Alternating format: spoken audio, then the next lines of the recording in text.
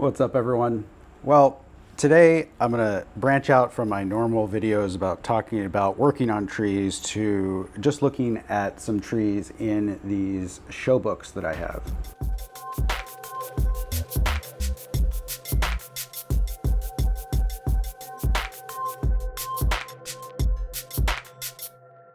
If you're used to looking at photos of bonsai on Instagram, you may think to yourself, why would I ever need a bonsai show book? And it's an interesting question because I've asked myself that question a number of times. And I don't have a ton of show books, but I do have a good maybe dozen of them from various shows and locations. And so I've used them quite extensively in the past to do a variety of things.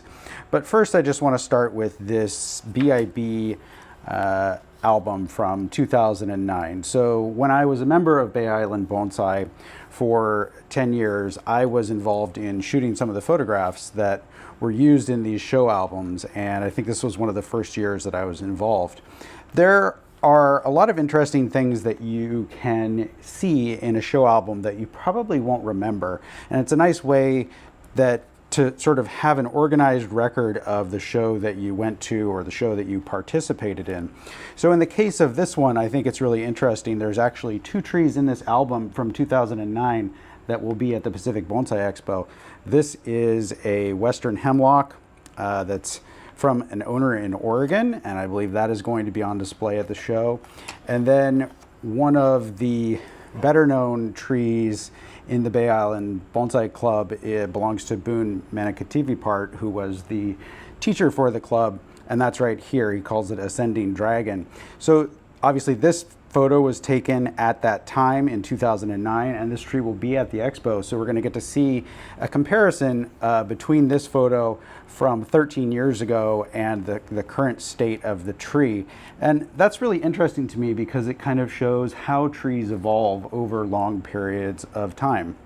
Now, I've been to the Kokufu show in Tokyo, Japan a number of times, and this album is the show album from the first time that I went. It is number 82, and I don't know how to correlate the years, but I'm thinking it was around 2010 or so, maybe a little bit before that. Some of the trees in here I definitely remember seeing at the show, and it's really nice to have a record of them. This is one of my favorites. It is a type of elm, Ulmus davidiana, and I was just really struck by the sort of merging of this old elm tree with the rock and the overall composition. Very interesting to me. The other one that really stood out in my mind was this Kokufu-prize winning old Japanese black pine that I thought was just astounding, and the photo doesn't do it justice. This tree is probably over 3 feet tall and 3 feet wide, and you just can't really appreciate it the way that you can in person, but it's better than not having any photos at all. And at the time that I bought this album, you actually weren't allowed to take photos at Kokufu. There were guards running around that would harass you if you tried to whip out your cell phone and take a photo. Times have changed. We're actually encouraging people to take photos at the Pacific Bonsai Expo and post them online actively. Take as many photos as you want. We will also be selling a show album at the expo with professional photography of all of the trees that are part of the exhibit, as well as a couple of special exhibit trees. In addition to this Kokufu album, I also have some others which I've used on a regular basis. This one is a Gafuten album, which is the Shohin show, small tree show in Japan that happens every year. And it's a really interesting way to study the way that these displays are set up, but also to study different species of trees and the way that they're created as shohin in Japan. I only have one of these Gafuten albums, but I find it really interesting, and I often find myself going through here looking at how they pair the pots with particular species, or how particular styles of trees are paired with particular stands. And so, you know, you have a black pine here that's pretty chunky on a pretty elegant looking stand, and So there's all these different sort of conventions that you can sort of start to pick up on and study in here. And that is not even to get to the idea of how you would create one of the trees. This particular page I bookmarked a long time ago because I was actually using this photograph of this stand to essentially replicate it. And I will have a couple of stands in the show that are based on this photograph. And it's not just any one aspect of these. Basically, when I use these books, what I find myself doing is going back and looking at different aspects at different times.